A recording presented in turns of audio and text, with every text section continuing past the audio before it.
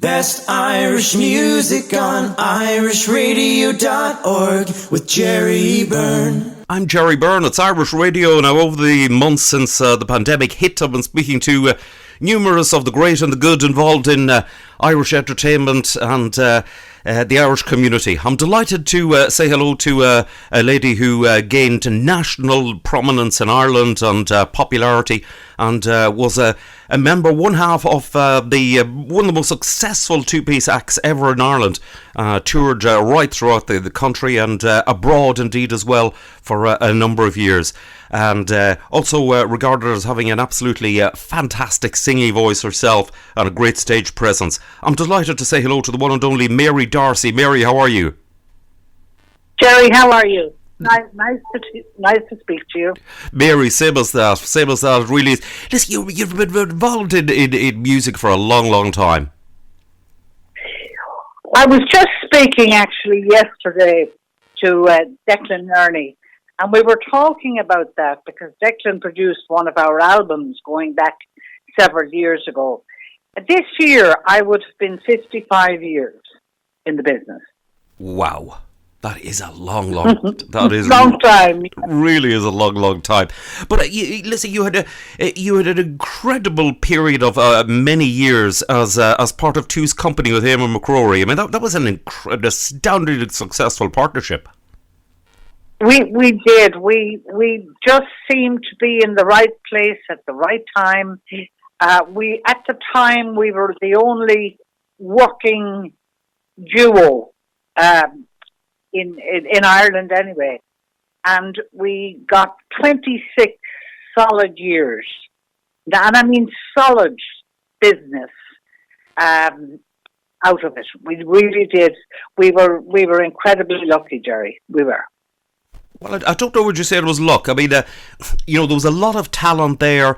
There were a lot of things that, you were doing definitely doing the right material, and everything worked absolutely perfectly for you.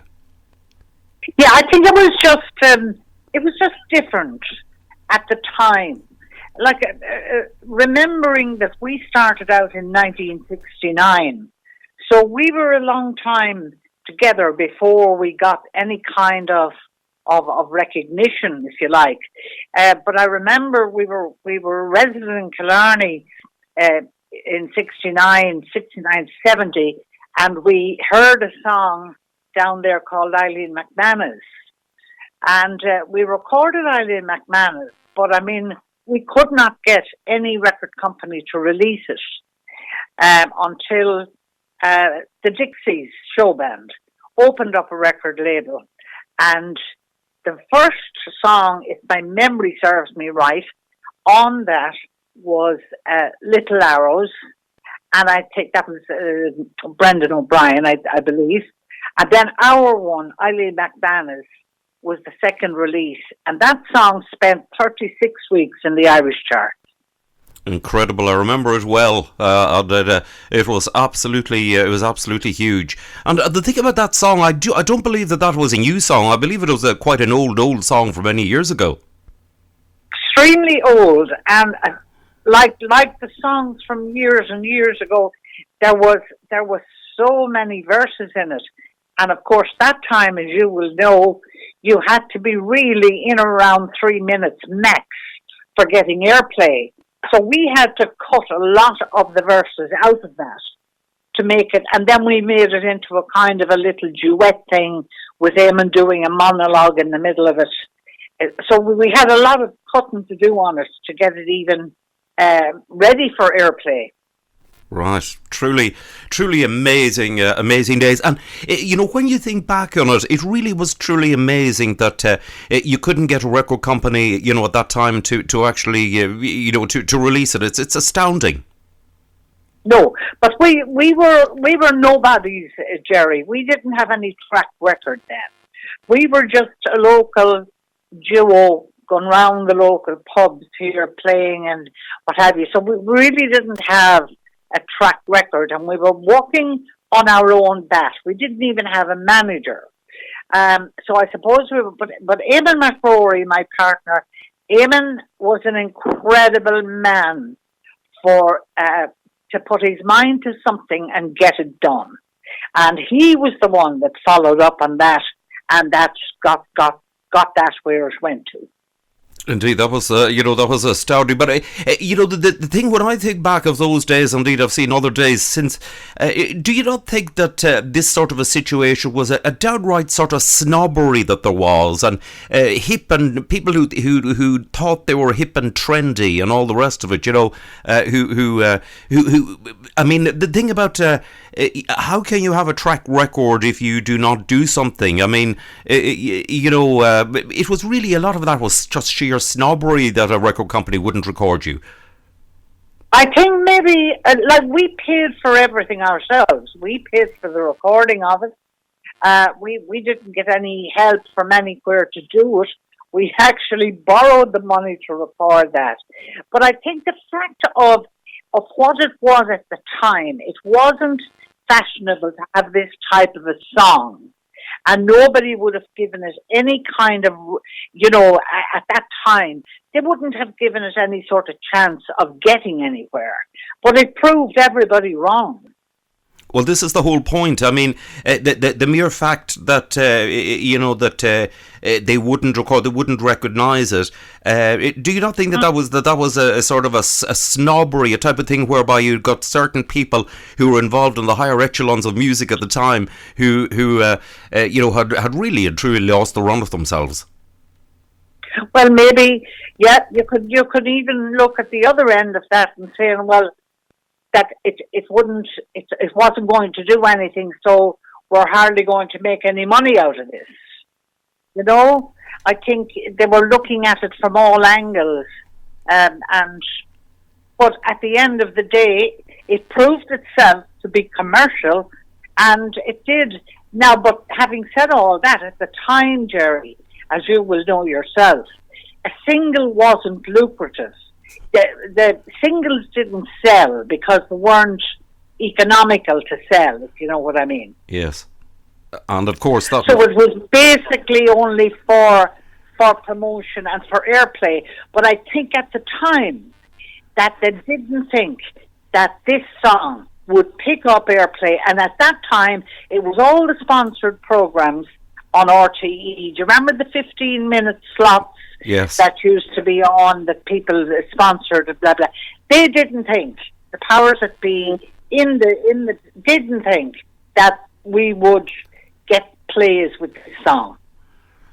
Just yes, it was proved wrong. Yes, indeed, and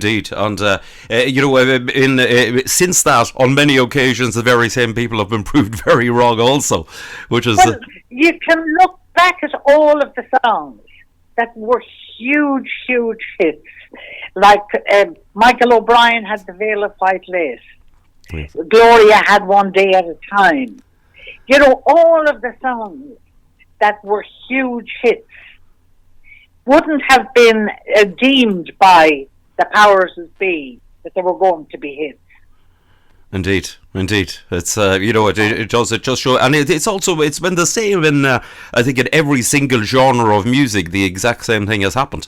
And it just shows you. Now, Mary, you were married to another incredibly talented and well-known gentleman whom I knew well, Des Wilson of the Cotton Mill Boys. Yes, I was. Des was, he lived the business. Des loved everything about the business, about music. He loved everything about singing and songwriting. And he enjoyed some lovely times too with the Cotton Mill Boys. He spent a lot of his earlier years in Germany, and he was with a band in Germany, different, not a country band, a different type of music. And then when he came back from Ireland, he was with, to Ireland, but he was also with the Vanguard Six in Tralee for a time, and then later on then to the Cotton Mill Boys. But he loved the business. He loved music. Indeed. And a gentleman who was very, very highly regarded indeed in the business, and also he was involved in radio, was where I met Des back in the in the 1980s, and a very talented gentleman there, fabulous voice indeed for radio. Yes, he did. He was very articulate. Yes. And he was a very, very good broadcaster. He was excellent, and he enjoyed that end of it as well very much. He loved radio, and but then unfortunately he got ill, and he was actually only 47 when he passed away. He got a brain tumor. And the ironic part about it was that we were that was one of our busiest years in 1982 when Des and I got married. And but just a few months before that, he had said to me, Des had been going for Des was diagnosed as an epileptic. They thought he had epilepsy, but he still kept pushing all the time.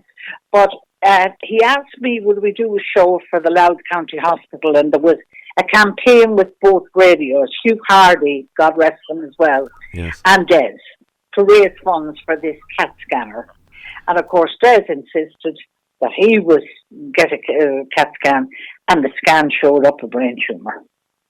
Right. And unfortunately, it was too long there when they found it. And by the time they went to operate, it was too far into his brain for. But having said all that, they did the operation. He had a grueling chemotherapy, and he had grueling radium treatment. But they thought he might get 12 months. But he lived 8 years. Right. Absolutely. And he had an incredible, he'd no fear of it. He went ahead every week with his music and played his music and done everything as if if there was nothing wrong with him. And I reckon that was, when I said to his surgeon when Des died, I said, every year I was in bits thinking, is this going to be it? Is this it? I said, how did he live for 8 years when you said 12 months? He said, mind over matter. So that was Des Wilson. He had no fear of it, Jerry. That is incredible. Absolutely incredible. It really is. It's astounding stuff. And many people didn't realise that he actually had the tumour, because he never mentioned it to many people. No. And yes, he didn't. It didn't bother him. Who knew? He wasn't one of these people who kept anything. Des, what you see was what you get with Des. He was straight down. It came out whether you liked it or not. Yes, I remember. And but he led his life to the full, and I have to admire that when I look back on it now. And see the things and look at it. But when I think about it, he died in December 1990. Yes. So this December, the 12th of December, this year would be his what? Is it 40 years or 30 years? I can't make it up now in my head. But it would be 30 years. 30 years. 30 years. Imagine a lifetime. Indeed. Lifetime. Indeed, absolutely incredible. But listen, you've always been involved, even after Two's company. You still continued on being involved in music. You do work on the Gertie Byrne cruise, which happens annually. Yes. Well, except for next year, and yes. That's something that you're a busy lass with. Well, I'll be honest, Jerry. I've thoroughly enjoyed that. I've always enjoyed people. It's not chore. It doesn't feel like work to me. Now, I know there's days that would have been incredibly busy and you'd be really up to your ears. But I enjoy talking to people. I enjoy people. So that was something that I'm in the business since I was 15 years old. And I don't think it's hard enough business. And I don't think if you had to force something or to do something that you weren't enjoying, I don't think you could do it. Indeed. And it's something. It's a type of business nobody kind of really ever retires. People try to, but it never works out. Well, it's kind of when Two's company split up, and I had a 3-piece band with my brothers, and we were doing all the usual places and weddings and everything else, and then that came to an end, and then it fell into me. I went working then for Jimmy Buckley, which was great. That was great, and we had some wonderful times. I'm 5 years now with Jimmy. Right. And so it's a way of keeping your hand in and keeping in touch with everything. And then as you said, I do the cruise with Bertie Byrne, and then every year I used to compare Declan Nerney's trip to Hooley in the Sun, which was a great week, and Jimmy Buckley's trip, which was brilliant. So, of course, all the COVID put paid to all that this year. Indeed, it did. Certainly, in true style, it has absolutely wiped out everything live. All. And that goes to to all the performance arts, theatres, and everything. Every aspect of it. Every aspect. It's so sad, and the business was pretty good here. There was okay. I know that there was some places were going better than others, but it was still good. And I fear now that a lot of places won't make it. They won't be able to reopen. Yes, indeed. That's unfortunately, is going to be the sad part about a situation like we're in. That is the real truth of the matter. That there will be places that just will not come out the other side. Which is it is very, very sad. So what have you been doing with yourself since COVID struck and all that? Needless to say, you haven't been just sitting around doing nothing. Well, it was great because we had some beautiful weather here in April and May, and got the whole house painted here outside, and got a lot of work done to the house. That because it comes every few years where you have to get stuck in and get this done. So it was an ideal opportunity to get all that done and. Just put things right and get it ready now, and we're coming into the winter, so at least I know everything is done now. Yes, fair play. I think myself, from having spoken to so many people involved in music, various, there's some people have taken to the garden. I reckon they've astounded gardens, and others have done the houses and everything. I reckon, when all of this is over, it'll be well worth taking a tour around the houses and the gardens of the various people involved in music, because I reckon they're going to be stunning. I really do. Absolutely, yeah. Well, we'll hope for the best anyway. Indeed, Mary, listeners, but lovely to catch up with you again. I remember the days of Two's company and all of that, and I remember Eileen McManus, the girl herself, been out back in the day. Mary, listeners, lovely to catch up with you, and fingers crossed that we'll meet up when it's safe to do so. And listen, stay safe and well. And you too, Jerry, and thank you very much. It's lovely to talk to you.